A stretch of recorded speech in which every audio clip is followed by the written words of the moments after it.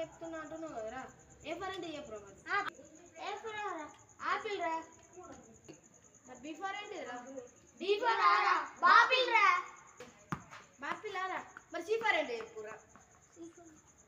C for ఆరా క్యాపిల్ రా అరే మీరు అన్ని చెప్తురేంద్రా మీ స్కూల్లో మీ క్లాస్లో మీరే టాపర్స్ లేరా అవునురా టాపర్లం రా అరే నేను వీక్ కాదురా మీ టాపర్తో ఉంటే నేను కూడా టాపర్ లేదు టాపర్ వల్ల లేదురా నేను పోతున్నా